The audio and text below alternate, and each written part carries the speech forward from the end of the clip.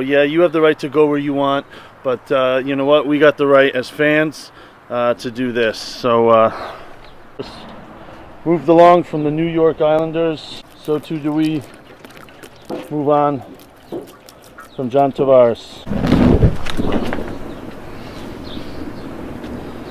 There you go, buddy. Good luck in Toronto. You guys deserve each other.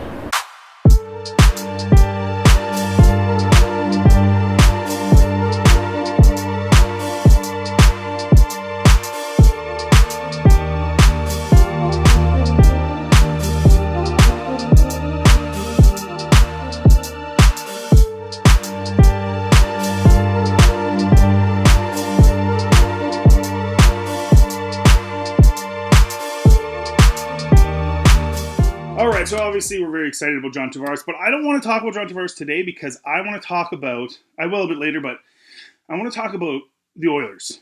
And the reason I bring this up is because the Tavares thing and the desire of him going there and the competitiveness of the Leafs kind of got me thinking about Edmonton and just what is going on there. And at what point are you just going to tear it all down? And let's start off with one thing, okay? So drafting. The drafting for the Edmonton Oilers has been atrocious for so long, it's pathetic. I mean, nobody outside the first round really has amounted to anything for Edmonton. And even some of those first rounders have not achieved what they should have. And that's not just the drafting. We'll get into that later. But let's take an example. So the year they draft Yakupov, the big news on the draft floor was that Columbus wanted the pick. They were willing to give up a defenseman to get him. So you could have traded that pick, got a defenseman from Columbus, and some people were saying it was Johnson, and you could have picked up Murray with the second overall pick. But of course they don't do that. We're going to draft the best player available, even though they had no need for more forwards. But that's what they did.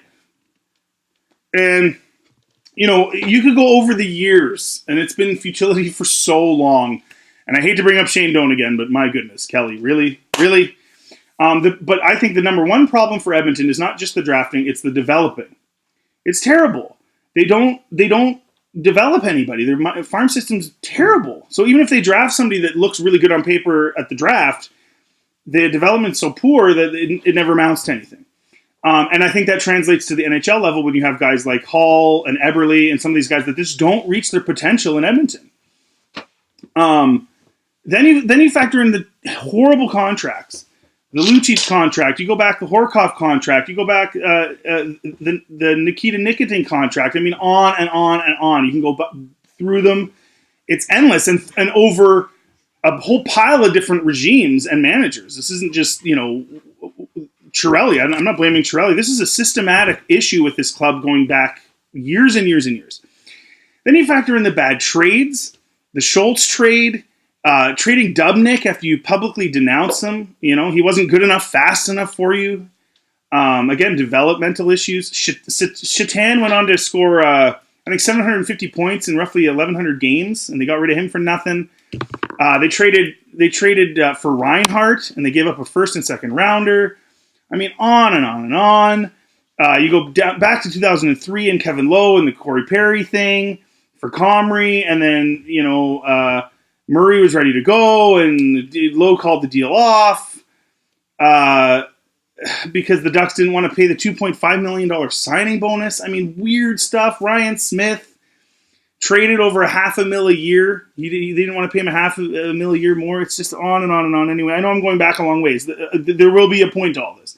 The coaching corral. We don't have to go into that. On and on.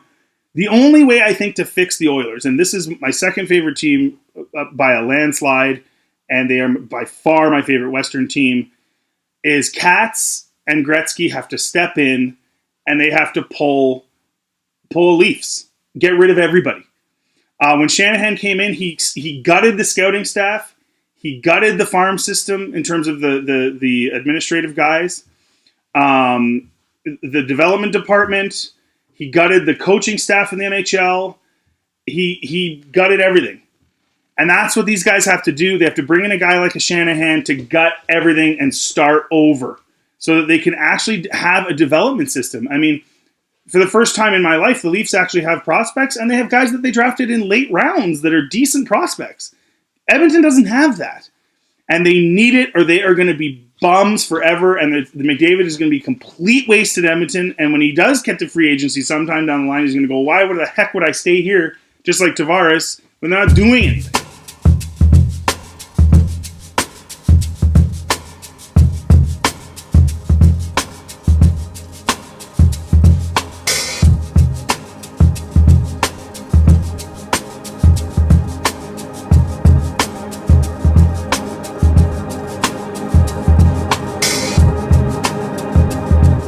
John Tavares. That's all I have to say.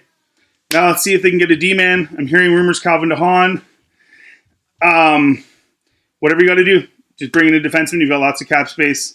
I love the deal. I love that this means when Matthews wants, $13 million, he ain't getting it. This is the most he's going to get. I just love it. I think him with Marner is going to be nuts.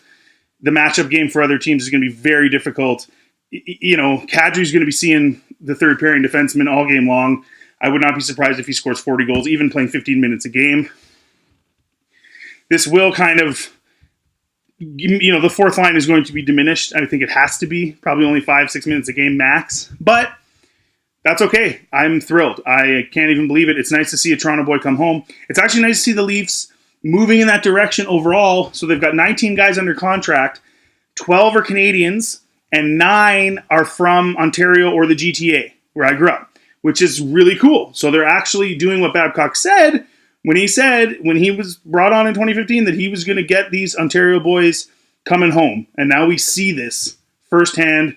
It's great to see. Go Leafs, go.